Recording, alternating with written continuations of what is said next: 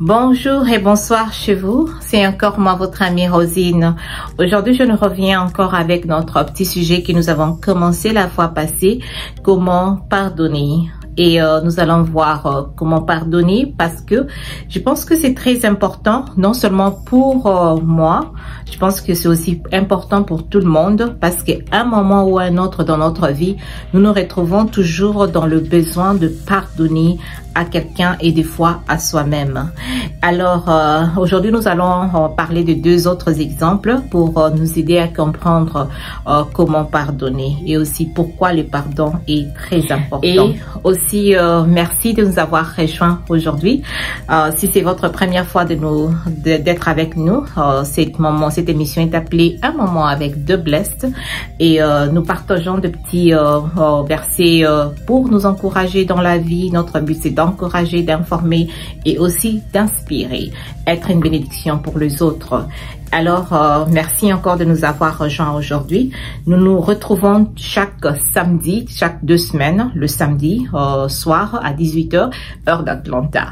Et merci de souscrire et aussi de partager cette vidéo. Alors, notre deuxième exemple d'aujourd'hui sur le pardon, ça sera sur le livre de Jonas. Je pense que beaucoup de gens connaissent Jonas, celui qui a été avalé par le poisson pendant 3 jours et qui a été vomi et tout. Et pourquoi? Parce que Jonas était en train de fuir la mission que Dieu lui avait donnée. Dieu lui a donné la mission d'aller avertir à un peuple de la ville de Ninive pour leur dire que le Seigneur va amener le désastre dans votre ville. Si vous ne vous répandez pas, le désastre va venir. Et voilà que le Seigneur a envoyé son serviteur appelé Jonas. Et Jonas, c'était un prophète dans le temps, mais un prophète pas comme les autres. Il était un prophète assez têtu. Et quand Dieu lui a envoyé d'aller à Ninive, et lui, il est allé dans une autre ville pour s'échapper. Et en fin de compte, après toutes les difficultés qu'il a connues, il est allé quand même à Ninive malgré lui.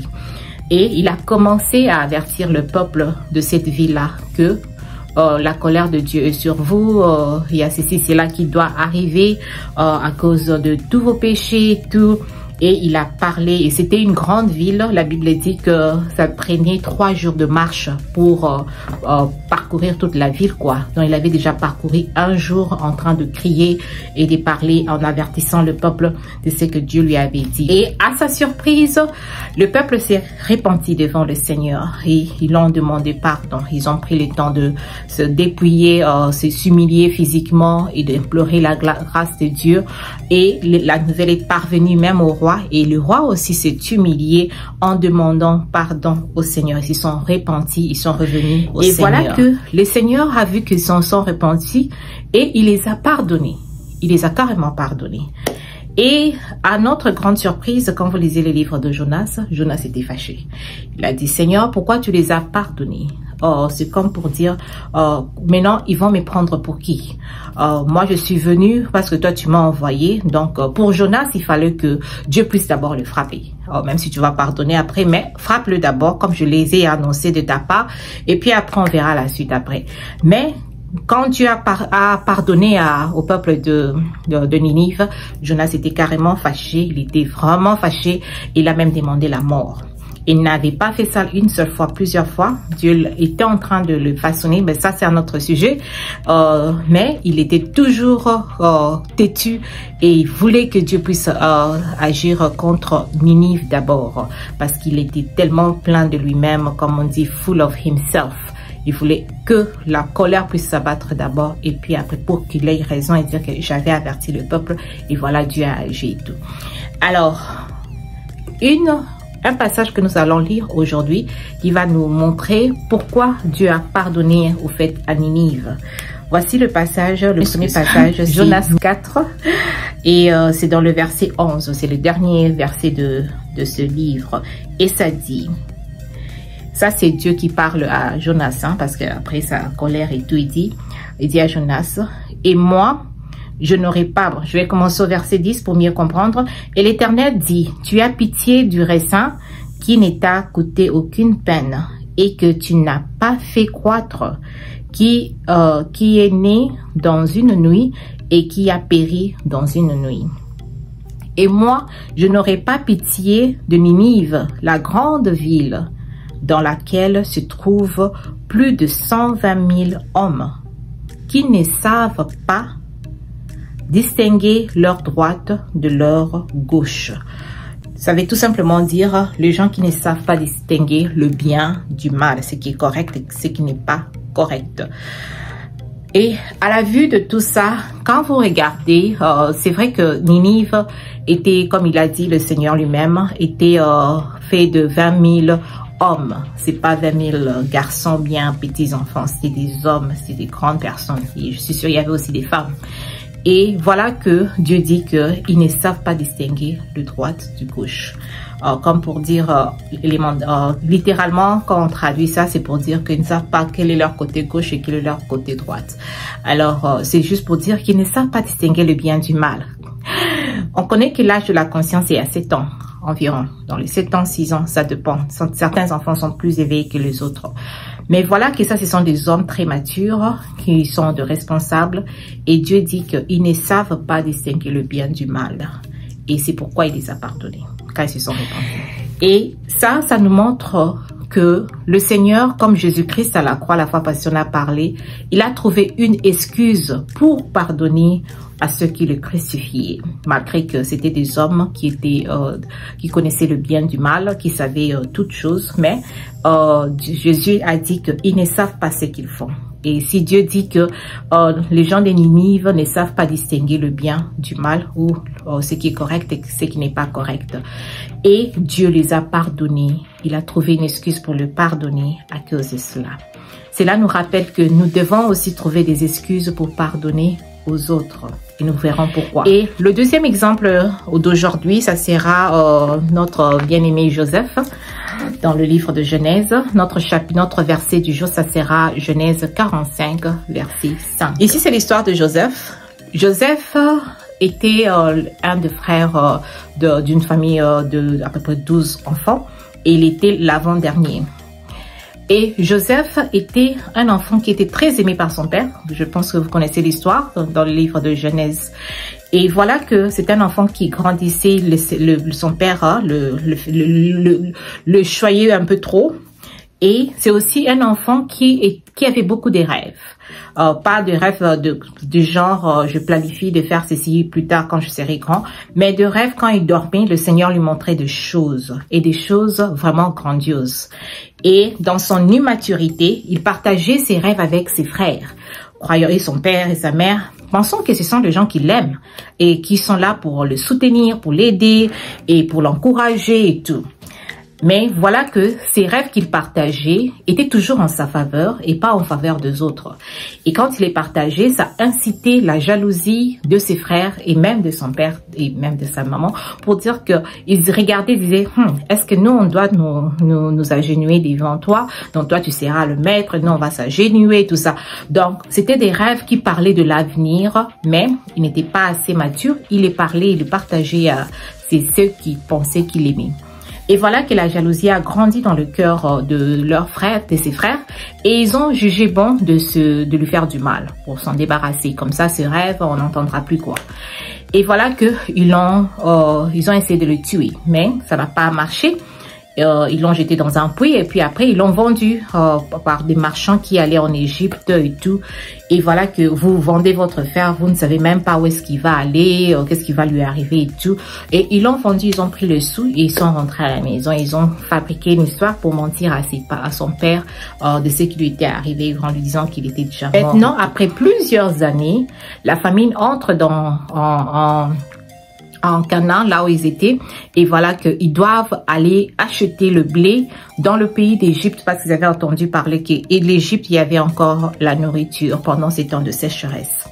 Et voilà que Dieu avait utilisé Joseph avec l'intelligence qu'il lui avait donnée pour pouvoir garder ce qu'il fallait garder pour le temps de la famine et tout. L'histoire est longue, mais j'essaie de simplicité ici. Et Joseph a sauvé l'Égypte et a fait que pendant le temps de sécheresse, avec l'intelligence que Dieu lui avait donnée et les talents qu'il avait de management pour pouvoir manager les ressources de l'Égypte pour garder assez que pendant la période sèche, quand il y a les difficultés, qu'il y ait toujours quelque chose pour le peuple. Ça, c'est vraiment un talent merveilleux que tout le monde doit avoir. Et voilà que ce même frère qui l'avait vendu il y a des années sont venus aussi acheter le blé en Égypte. Et voilà, le prince de l'Égypte, c'était qui? C'était leur frère. Ne sachant pas que c'était leur frère, ils se sont agenouillés devant lui. Et voilà que le rêve qu'il avait fait s'était accompli. Joseph, en premier, quand il a vu ses frères, il avait ces rancœurs-là, ces pensées, comment est-ce qu'ils peuvent venir même jusqu'ici et tout. Mais est-il que le rêve était déjà arrivé, c'était déjà accompli, ses frères ne savaient pas. Et quand il a vu ses frères, il avait ces sentiments-là de se venger d'eux, de le faire aussi du mal, retourner et tout, pour se venger contre ses frères. Mais Dieu lui a fait grâce, il a pu trouver une raison pour le pardonner. Et c'est pourquoi nous lisons ce passage. Nous avons lu ce passage. Et ça, ce sont les paroles de Joseph lui-même à ses propres frères. Il dit, frères, maintenant, ne vous affligez pas. Et ne soyez pas fâchés de m'avoir vendu pour être conduit ici en Égypte. Car c'est pour vous sauver la vie que Dieu m'a envoyé devant vous. Quelle belle manière de voir les choses. Oh mon Dieu.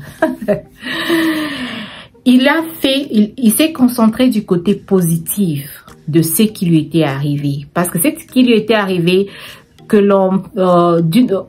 de tous côtés, on verra que c'est mauvais. C'est catégoriquement mauvais. Tes propres frères, ceux qui sont nés vous êtes nés de même père, de même mère, même si c'était pas de même mère pour tous les autres, mais est-il que vous êtes de même père, vous êtes frères. Et voilà que tes frères, avec le même sang que toi, ont décidé de te vendre, de te tuer d'abord, et puis de te vendre, puisqu'ils ne savaient pas comment te tuer et tout, ils t'ont vendu. Et ça, c'est un crime. Ça, si c'était dans des pays au monde d'aujourd'hui, Joseph les aurait traduits en justice, on les aurait arrêtés. Ils allaient passer des années ou bien de prison à vie. Mais Joseph a trouvé un terrain où il pouvait pardonner. Comment? En regardant les choses du bon côté. Ça, c'est une chose que nous sommes appelés tous à faire. Malgré les mal que les autres font contre nous, nous devons voir les choses de bon côté. Malgré le mal qui nous est arrivé, voyons les choses de bon côté. Qu'est-ce qui est arrivé après ces mal? Qu'est-ce qui est arrivé après qu'on m'ait critiqué? Qu'est-ce qui est arrivé après qu'on ait menti à mon sujet? Qu'est-ce qui est arrivé après que cette personne m'ait insulté? Qu'est-ce qui est arrivé après que cette personne m'ait, je sais pas moi, humilié, volé? Beaucoup d'histoires. Qu'est-ce qui vous est arrivé après cela? Si vous voyez quelque chose, et il y en a toujours des positifs, et si vous n'en voyez pas, je peux vous donner un, vous êtes encore en vie. Ça, c'est quelque chose de positif. Et voilà que quelque chose de mal vous est arrivé, mais de ce mal-là, Dieu a fait germer le bien. Restez concentrés à ces biens-là qui vous est arrivé et remerciez Dieu pour ce bien-là et trouvez que cela devienne au fait un terrain où vous pouvez pardonner à ceux qui vous ont offensé. C'est très capital. Pourquoi? Parce que le pardon, on en a tous besoin. Si tu n'as pas besoin de pardon, tu es un homme parfait, tu ne pêches pas et tu es vraiment tu n'as même pas besoin de Dieu, quoi. Mais ça même, c'est aussi un péché de connaître que tu n'as pas besoin du Seigneur. Car c'est lui qui dit que je n'ai pas péché, au fait, est en train de pécher. Et nous avons tous besoin d'être pardonnés d'une manière ou d'une autre. Parce que sans le pardon, ça bloque notre vie. Il y a la parole de Dieu nous encourage de nous pardonner les uns et les autres. Parce que en nous pardonnant les uns les autres, il y a aussi des guérisons qui germent. Il y a des gens qui ont chassé des démons à cause de maladies, à cause de certaines choses qu'ils vivent. Mais tout ce qu'ils ont besoin de faire, c'est seulement de pardonner à quelqu'un. Dès que vous pardonnez à cette personne-là, vous vous libérez, vous les libérez de votre cœur, la guérison germe. C'est ce que la Bible dit, la guérison germe dans notre vie. le pardon est très important. Le pardon nous ouvre des portes. Quand nous pardonnons aux autres, ou bien nous trouvons des excuses pour le pardonner, ou bien nous voyons le chose de bon côté, ce qui est arrivé après la mauvaise chose qu'on nous a fait ou bien qui est arrivé, cela ne fait pas dire que nous sommes d'accord avec ce qui est arrivé. Ça veut tout simplement dire que nous trouvons un moyen, un champ où nous pouvons pardonner à quelqu'un. Parce que si vous ne trouvez pas des excuses, si vous ne voyez pas la vie du bon côté, après tout le mal, vous ne trouverez pas un champ où vous pouvez pardonner, un champ dans votre cœur où vous pouvez pardonner à cette personne-là, parce que vous aurez beaucoup de raisons valables pour ne pas le pardonner. Et ça bloque la vie. Mais quand vous trouvez un endroit, un champ, où vous pouvez excuser cette personne-là, pas être d'accord carrément, mais excuser la personne pour pouvoir vous libérer de cette colère, de ces amertumes, tout ce que vous pouvez appeler. Cela nous aide à pardonner et à les libérer et à nous libérer nous-mêmes. Ça fait germir la délivrance, ça fait germir la guérison, que vous pouvez dépenser de l'argent dessus, mais juste à cause du pardon, vous êtes délivré, vous êtes libéré. Et aussi, pourquoi pas, pardonner à soi-même, je m'excuse, parce que nous pouvons aussi faire des choses que nous, après tout, nous regrettons. Personne n'a jamais fait quelque chose dans sa vie qu'il n'a jamais regretté. D'une manière ou d'une autre, un moment à un autre, nous faisons des choses qui peuvent, après quand nous réfléchissons dessus, on se sent pas bien, on se dit pourquoi je fais ça, je ne devais pas faire ça, mais nous devons aussi arriver à nous pardonner.